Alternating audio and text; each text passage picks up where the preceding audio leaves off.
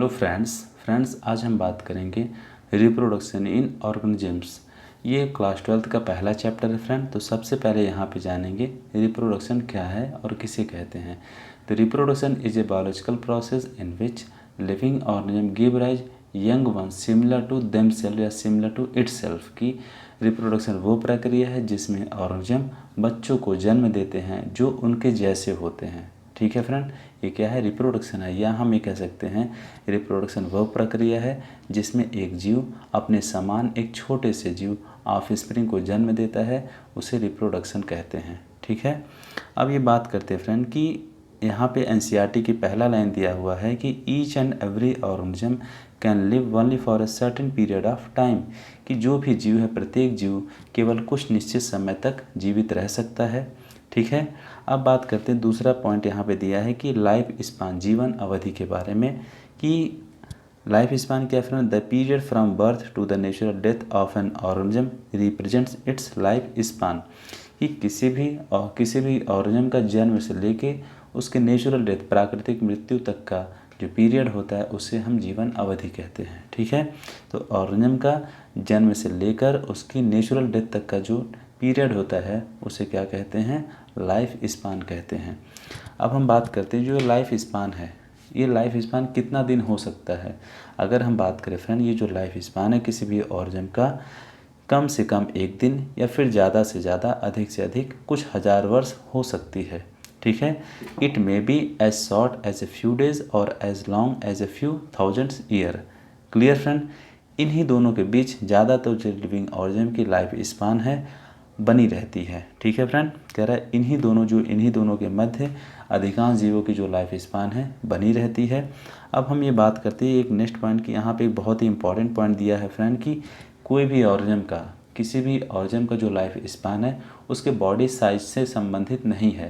कि अगर हम जैसे एग्जांपल की बात करें, अगर जैसे मान लो कोई ऑर्गेनिज्म बड़ा है तो उसकी जीवन अवधि ज़्यादा होगा, या जो ऑर्गेनिज्म छोटा है तो उसकी लाइफ स्पान कम होगा। ठीक है, तो यहाँ पे दिया है कि you may note that life span of organism are not necessary correlated with their size. कह रहा है कि आपको शायद इस बात का ध्यान होगा कि किसी भी ऑर्गेनिज्म का लाइफ स्पान का आवश्यक रूप से साइज से संबंधित नहीं है। एग्जाम्पल यहाँ पे दिया फ्रेंड क्रो और पैरट, कौवे और तोते के बारे में दिया है कि अगर हम बात करें क्रो और पैरट में, इनके साइज में अगर देखोगे आप तो साइज में बहुत कोई ज़्यादा अंतर नहीं होता है, फिर भी इन दोनों के लाइफ स्पान में बहुत अंतर होता है।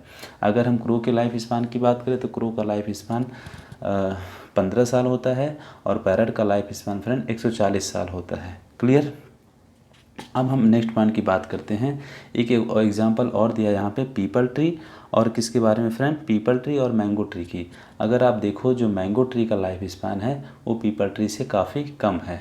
क्लियर, नेक्स्ट पॉइंट में ये बोल रहा है कि whatever be the life span कुछ भी हो, लाइफ स्पान कुछ भी हो, every individual organism is a cert death of every individual organism is a certainty, कि लाइफ स्पान कुछ भी हो किसी भी ऑर्गेनिज्म का, उनका मरना निश्चित है, परंतु उनका मरना, जो भी ऑर्गेनिज्म पैदा हुआ है तो उसकी मृत्यु क्या है? निश्चित है। फिर यहाँ पे ये कह सकते हैं कि no individual is immortal except single celled organism. Single celled organism को अगर छोड़ दिया जाए तो किसी भी ऑर्गेनिज्म का कोई भी ऑर्गेनिज्म अमर नहीं है। नेक्स्ट पॉइंट में ये बोल रहा है कि why do we say there is no natural death in single cell organism. हम ऐसा ये क्यों कहते हैं कि सिंगल सेल ऑर्गेनिज्म की डेथ नहीं होती है? तो कह रहा है given this reality have you ever wondered how vast number of plants and animals species have existed on earth for several thousand years. Clear friend, तो कह रहा है कि इस वास्तविकता का, इस रियलिटी को जानते हुए क्या आपको आश्चर्य नहीं होता है कि हजारों वर्ष से अर्थ पर प्लांट्स और एनिमल्स की डिफरेंट स्पीसीज वास्ट नंबर, विशाल संख्या में प्रेजेंट हैं। ठीक है फ्रेंड, विशाल संख्या में क्या हैं? प्रेजेंट हैं। तो कोई ऐसी प्रक्रिया है जो ये कंटिन्यूटी स्पीसीज की वो बनी हुई है। अगर आप देखोगे अपने आसपास हम देखते बहुत सारे ऐसे ऑर्गेनिज्म हैं जो हमें काफ़ी सालों से मतलब हमारे दादा दादी पापा पापा से मम्मी से पूछें तो ये लगता है कि बहुत सारे जीव जो है पहले से एग्जिस्ट कर रहे हैं। इसका रीज़न क्या है? इसका रीज़न ये है फ्रेंड कि किसी भी ऑर्गेनिज्म का जो कंटिन्यूटी है पीढ़ी दर पीढ़ी, वो रिप्रोडक्शन के द्वारा बनी रहती है। तो रिप्रोडक्शन एक ऐसी प्रक्रिया है जिससे फ्रेंड क्या होता है कि किसी भी जीव की निरंतरता जो कंटिन्यूटी है पीढ़ी दर पीढ़ी बनी रहती है। ये सारा पॉइंट था किसके बारे में फ्रेंड? रिप्रोडक्शन का जनरल कैरेक्टर था।